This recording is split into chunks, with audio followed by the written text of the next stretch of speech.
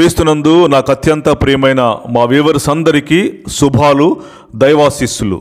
దూసుకొస్తున్న Iran ముప్పు, దక్షిణ Korea అణుప్రయోగాలు, భయాందోళనలో ప్రపంచ దేశాలు. ఇరాన్ను బాగా దూకుడు పెంచింది.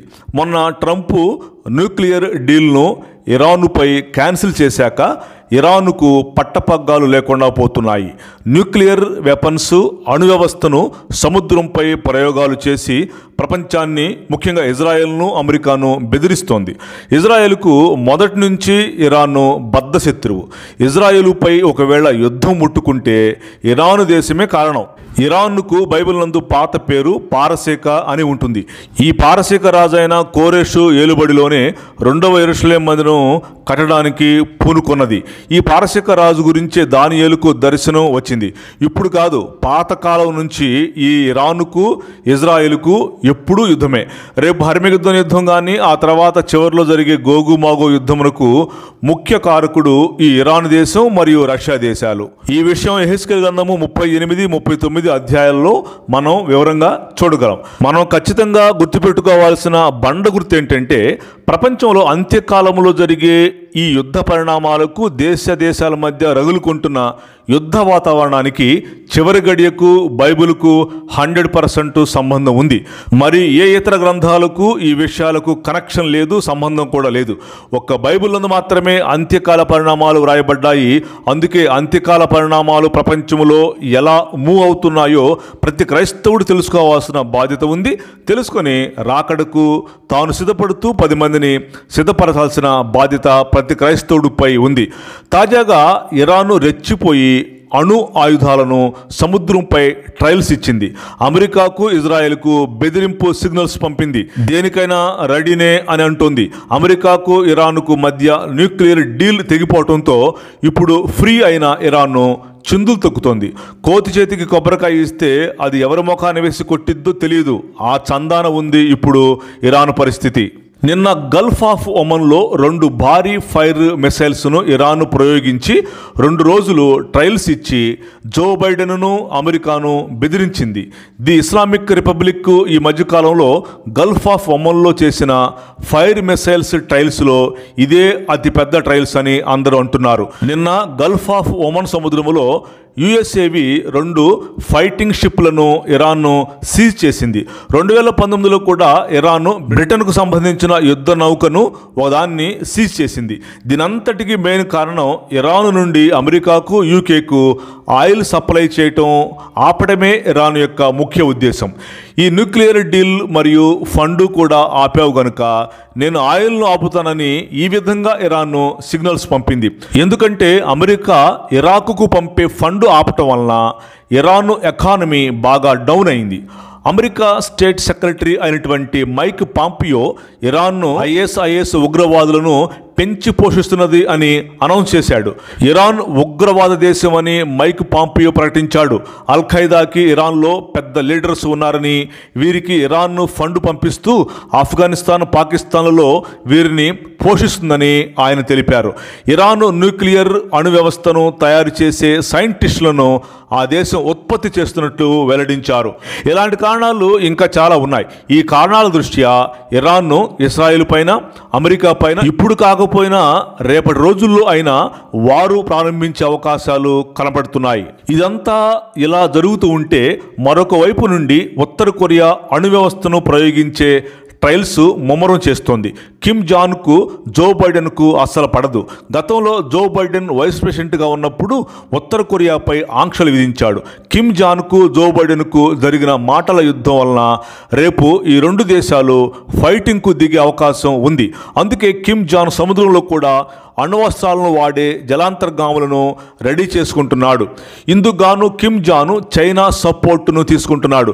చైనా, ఉత్తర కొరియాలు కలిసి అమెరికాపై రాబోయే రోజుల్లో గొడవకు దిగే అవకాశాలు ఎక్కువగానే కనపడుతున్నాయి. వీళ్ళందరి దగ్గర అణు వ్యవస్థ, బయో వెపన్స్ బాగానే ఉన్నాయి. చైనానేమో ప్రపంచాన్ని ప్రమాదంలో నెట్టగలిగే తెలివితేటలు గలది. ఉత్తర కొరియా అధ్యక్షుడేమో నియంత ధోరణి ఉన్న వ్యక్తి. వీళ్ళిద్దరూ కలిస్తే డేంజరే. రాబోయే రోజుల్లో అమెరికాపై ఇజ్రాయెల్పై దాడికి దిగే అవకాశాలు కలవు. కిమ్ జాన్ ప్రపంచ యుద్ధానికి నేను ఎప్పుడైనా రెడీనే అనే ధోరణి గలవాడు. మరోవైపు ప్రపంచంపై ఆధిపత్యం కావాలని చైనా యొక్క ధోరణి. చైనా బయో వెపన్స్, ఉత్తర కొరియా అణువాయుధాలు లోకాన్ని వణికిస్తున్నాయి. Kim Jong ultra nuclear trials కూడా చేశామంటున్నాడు. చైనాకు ఉత్తర కొరియాకు అమెరికా కామన్ శత్రువుగా అయ్యింది. ఉత్తర కొరియాలో ఉన్న ఓంబియాన్ న్యూక్లియర్ సైంటిస్ట్ సెంటర్ అణుబాంబులను చేసే స్థలం అది. 2003 నుంచి న్యూక్లియర్ డీల్ నుంచి వైదొలిగిన ఉత్తర కొరియా 2017లో వరుసగా 5 సార్లు థర్మో న్యూక్లియర్ అణు పరీక్షలు చేసి ప్రపంచాన్ని ఉలిక్కిపడేట్టు చేసింది. అప్పటి నుంచి అణు పరీక్షలు చేస్తూనే ఉన్నాడు కిమ్ జాన్.